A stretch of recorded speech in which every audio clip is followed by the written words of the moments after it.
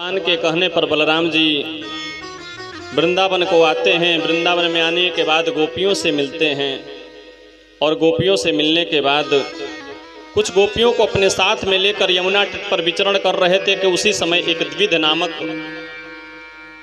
बानर आता है और वह आकर बलराम जी की जो गोपियां थी उनको तंग करने लगा, परेशान करने लगा। इस कृत्य को देखकर सारी गोपियां भयभीत होकर बलराम जी को पुकारती हैं और बलराम जी उसके पास आते हैं और आकर उससे युद्ध करते हैं, उसको परास्त करते हैं। आया है कुब्ज रामायण में एक प्रसंग छोटा सा आता है कि द्विध बानर द्वापर युग से नहीं बल्कि त्रेता युग से था। जब राम और रावण का युद्ध हो रहा था तो इसने एक राक्षसी को गलत तरीके से देखा और उसको पकड़ने के लिए उसके पास जाता है। वो अपने प्राण को बचाकर भगवान राघवेंद्र सरकार के चरणों में आती है और गिर जाती है और कहती है, प्रभु आप मुझको इस द्विध नामक बानर से हमारी रक्षा करिए, मेरे प्राण को बचा लीजिए। और भगवान राघवेंद्र सरकार तो इतने करुणावान हैं कि जो उनके शरण में जाकर गिर जाए तो पापी से पापी, दैत्य से दैत्य भी क्यों न रहे उसको मुक्त कर देते हैं, उसको क्षमा कर देते हैं। और जाकर जब राघवेंद्र सरकार से प्रार्थना करती है तो राघवेंद्र सरकार कहते हैं कि ठीक है देवी, आपके प्राण को मैं बचा दूंगा। बलराम जी इधर लक्ष्मण जी बगल में थे। लक्ष्मण जी को बड़ा क्रोध आता है। लक्ष्मण जी कहते हैं कि भैया आप आदेश करो तो मैं अभी इसका वध कर देता हूं। इतना बड़ा इसने अपराध जो किया। भगवान कहते हैं कि नहीं नहीं, इस समय आप इसका वध मत करो। क्यों? क्योंकि यदि इस समय यदि इस द्विध नामक बानर का वध कर दोगे तो सारी बानरी सेना यह अपने आप को सोचेगी कि भगवान का मदद नहीं करना चाहिए। क्यों? क्योंकि भगवान स्वयं मदद करने वाले का ही वध कर देते हैं। सो इस समय इसका वध मत करिएगा, लेकिन वध तो करेंगे आप ही। इस समय नहीं, द्वापर युग में जब हम कृष्णा अवतार में आएंगे उस समय इसका वध करेंगे। और आज वही बलराम जी, वही लक्ष्मण जी शेष जी के रूप में, जो भगवान के शेष जी हैं, बलराम जी के रूप में आए हैं। और वही बलराम जी के समक्ष आकर उनके गोपियों को जिम ही यही द्विध नामक बानर तंग करता है, क्रोधित हो जाते हैं और क्रोधित आकर उससे युद्ध करते हैं और उसका गोविंदाय नमो नमः द्विध नामक बानर का भगवान बलराम जी वध कर देते हैं। वध करने के बाद आगे का प्रसंग आता है। धीरे धीरे भगवान एक दिन हस्तिनापुर में गए और हस्तिनापुर में जाने के बाद भीम जी को और अर्जुन को अपने साथ में लेकर जरासंध के राज्य में गए। क्योंकि जब से जरासंध युद्ध में विजयी हुआ था और भगवान को मथुरा से समुद्र में भगा दिया, द्वारिका को भगा दिया, तब से बड़ा प्रसन्न रहता था, संत महात्माओं को बड़ा प्रसन्न रहता था और प्रतिदिन यज्ञ करता और यज्ञ करने के बाद दान स्वरूप में बहुत सारा धन दौलत देता था। जो कुछ मांग ले उसको वह चीज प्रदान कर देता था। भगवान और भीम जी और अर्जुन साधु का भेष बनाकर और जरासंध के राज में प्रवेश करते हैं। यज्ञ कर रहा था और यज्ञ करने के बाद दान देने का जब समय आया तो सारे महात्माओं को उसने दान दिया। भगवान भी जाते हैं और भगवान से कहता है कि मांगो महात्मा जी, आपको क्या चाहिए? तो भगवान ने कहा कि युद्धम नो देहि राजेंद्र द्वंद्वसो यदि मन्यसे युद्धार्थिनो वयं प्राप्ता राजन्यान्नकाक्षिणः। अरे राजन, अगर देना ही चाहते हो तो हमें दनद युद्ध दे दो, हम युद्ध करना चाहते हैं। अब जरासंध ने सोचा कि एक महात्मा होकर इस प्रकार की बातें कर रहे हैं, युद्ध मांग रहे हैं, ये महात्मा नहीं हो सकते हैं, क्योंकि महात्मा कभी किसी से युद्ध करने का बात कभी नहीं करेंगे, ये महात्मा नहीं हो सकते हैं। और भगवान के हाथ को पकड़ते हैं, अर्जुन के हाथ को उठाते हैं, और अर्जुन के हाथ को देखकर जरासंध कहने लगा कि ये जो हाथ है, यह हाथ किसी संत का नहीं लग रहा है, किसी वीर का लग रहा है, जो किसी युद्ध में लग रहा है। यह हाथ की धनुष और बाण चलाया हो, इतना कठोर हाथ किसी संत का नहीं हो सकता। संत का हाथ तो निर्मल होता है, नाजुक होता है, इतना कठोर यह हाथ आप सब संत नहीं हो सकते। आप लोग बताओ हो कौन? आप लोगों ने मुझसे वचन जो मांगा है मैं अवश्य दूंगा, जो मांगे हैं उसको पूरा करूंगा, लेकिन अपना परिचय पहले बताइए कि आप हो कौन।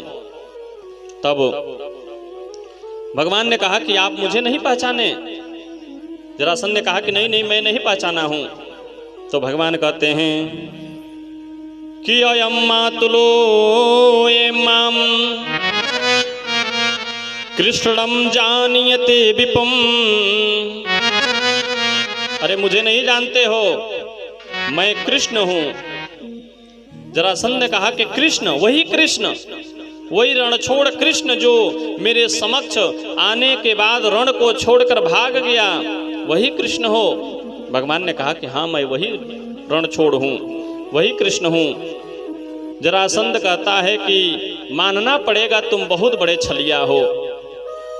अरे छल कपट करके तुम अपने प्राण को बचाकर, और मैं तो सोचा था कि प्रवर्षण पर्वत के चारों तरफ आग लगा दिया था, मैं सोचा था तुम्हारी मृत्यु हो गई होगी, लेकिन तुम उस आग से भी बचकर भाग गए, और आज मेरे समक्ष तुम युद्ध की बातें करते हो।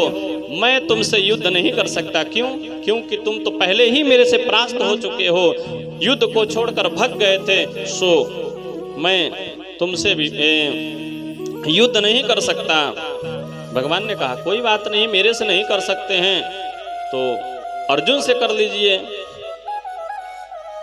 तो जरासंध कहता है कि अयम तु वयसा तुल्यो नाति सत्वेन में समः। अरे यह अर्जुन मेरे समान बलशाली नहीं है, मैं इससे भी युद्ध नहीं कर सकता। अब उस अर्जुन की बातें जरासंध कर रहे हैं जिसने महाभारत जैसे युद्ध को जीता था। भगवान ने कहा कोई बात नहीं, तो बड़े भैया भीम जी हैं, उन्हीं से युद्ध आप कर लीजिए। तब जरासंध कहता है कि भीमस्तुल्यो बलो ममः। हाँ, भीम मेरे समान बलशाली है, मैं भीम के साथ युद्ध करूंगा। और भीम जी के साथ में युद्ध करना जरासंध प्रारंभ कर देता है। और देखते देखते महाराज घनघोर युद्ध होता है। धीरे धीरे युद्ध सुबह से लेकर शाम तक युद्ध होता, सूर्यास्त होने के बाद युद्ध बंद हो जाता। और जब युद्ध बंद हो जाता था तो इतना प्रेम था कि आपस में बैठकर एक दूसरे से पूछते थे कि भैया तुमको ज्यादा चोट तो नहीं लगी, इतना प्रेम था। फिर प्रातःकालीन जब सूर्योदय होता फिर एक दूसरे के दुश्मन हो जाते थे।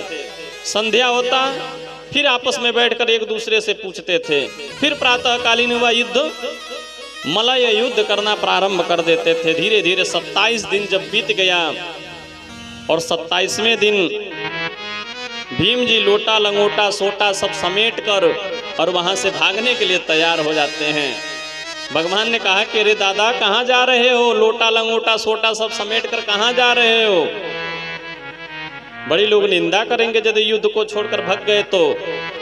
भीम जी ने कहा कि अरे कन्हैया तू नहीं जानता है, गदा तो मेरे ऊपर गिरता है, दुख मुझे होता है, तुझे क्या पता, चोट तो मुझे लगती है, तुम तो बस खड़े होकर एक टक देखते रहते हो। भगवान ने कहा कि यही तो गलती आप करते हैं, मैं एक टक होकर आपको देखता हूं कि आप मेरे तरफ एक बार देखिए, लेकिन आप युद्ध के बीच में मेरे तरफ एक बार भी नहीं देखते हैं। दादा, आप एक बार और मेरे कहने पर युद्ध करिए, लेकिन युद्ध करते करते आप जरूर मेरे तरफ देखिएगा। और 28वें दिन मलय युद्ध होना प्रारंभ होता है। मर्माणक युद्ध होता है कि अब दोनों में से कोई एक ही बचेगा, ऐसा मर्माणक युद्ध करने लगते हैं। जब युद्ध होने लगता है, दोनों में घनघोर युद्ध हुआ। और युद्ध होने के बाद भीम जी भगवान के तरफ देखते हैं और भगवान ने क्या किया कि उसी समय एक फर का तिनका उठाएं और तिनका उठाने के बाद उसको 2 भाग में चीर दिए और चीरने के बाद 2 दिशाओं में, विपरीत दिशाओं में फेंक देते हैं। भीम जी समझ जाते हैं कि अब मुझको क्या करना है, और जरासंध को घायल करने के बाद उसको 2 भाग में चीर देते हैं और चीरने के बाद 2 दिशाओं में जरासंध को फेंक देते हैं। आज जरासंध का भीम जी ने वध कर दिया। और वध करने के बाद कहते हैं जिस प्रकार से जरासंध का जन्म हुआ था उसी प्रकार से इसकी मृत्यु भी लिखी थी। जरासंध का जन्म ऐसे ही हुआ और ऐसे ही उसकी मृत्यु भी हुआ। आया है वर्णन कि बृहच्छत्र नामक के राजा के 2 रानियां थीं और राजा के कई वर्ष तक कोई संतान जब नहीं हुआ तो दुखी होकर वन में जाते हैं। और वन में जाने के बाद तपस्या करते हैं। एक महात्मा जी की कृपा से एक फल मिलता है और उस फल को लाकर बड़ी रानी को दे देते हैं। सो बड़ी रानी के पास में छोटी रानी आती हैं और राजा को कुछ पता नहीं चला। उस फल को बीच से काट कर और आधा भाग छोटी रानी खा लेती हैं, आधा भाग बड़ी रानी खाती हैं। और दोनों को ग्रहण करने के बाद धीरे धीरे जब समय बीतता है, समय बीतने के बाद दोनों ने एक एक पुत्र को जन्म दिया, लेकिन वह पुत्र पूरी तरह से उस शरीर का निर्माण नहीं था, आधा आधा शरीर दोनों ने जन्म दिया। उस विचित्र शरीर को देखकर व्याकुल हो जाती हैं, ले जाकर एक घुर्रे पर फेंक कर चली आती हैं। उसी समय एक जरा नामक राक्षसी आती है और उसने दोनों मांस के टुकड़े को एक में लाकर जोड़ देती है। उस जरा नामक राक्षसी के जोड़ने के कारण आज उसका नाम पड़ा जरासंध। जिस प्रकार से उसका जन्म हुआ था उसी प्रकार से उसकी मृत्यु भी लिखी थी और आज भीम जी ने उसका वध कर दिया। इस कथा का वर्णन श्री सुखदेव जी महाराज करते हैं। प्रेम से बोलिए वृंदावन बिहारी लाल की जय हो। और आज बड़ा ही सुंदर सभी भक्तों ने भगवान राघवेंद्र सरकार का जन्म उत्सव दोपहर के समय धूमधाम से लोग मनाए। रामनवमी के उपलक्ष्य में सभी ने राम जन्म उत्सव खूब धूमधाम से मनाए। तो आइए, सबने दोपहर में मनाया तो हम कथा के माध्यम से इसी समय मना लेते हैं। थोड़ा सा उस पर भी चर्चा कर लेते हैं, क्योंकि कृष्ण जी का तो जन्म हुआ लेकिन राम जी का जन्म नहीं हुआ और आज ही के लिए छोड़ा गया था। तो थोड़ा सा उस प्रसंग को भी, उनका भी जन्म हो जाए, सुबह के बजाय शाम को कथा में हो जाए। भाव ही तो चाहिए, भाव मिक्षन्ते देवता। तो आइए थोड़ा सा उस प्रसंग को भी लेकर आगे बढ़ते हैं। कहते हैं महाराज दशरथ जी के हर रामायण में 28 प्रकार के रामायण हैं और हर में अलग अलग वर्णन आया है।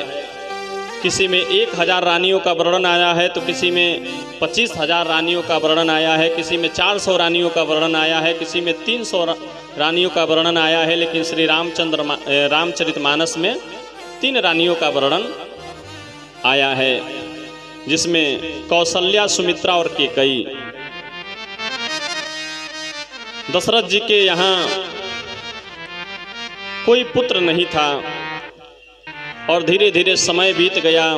समय बीतने के बाद चौथापन उनका आया और जब चौथापन आता है तो मन में बड़ी गलानी होती है कि मेरे यहाँ भी पुत्र हो जाता तो कितना अच्छा होता।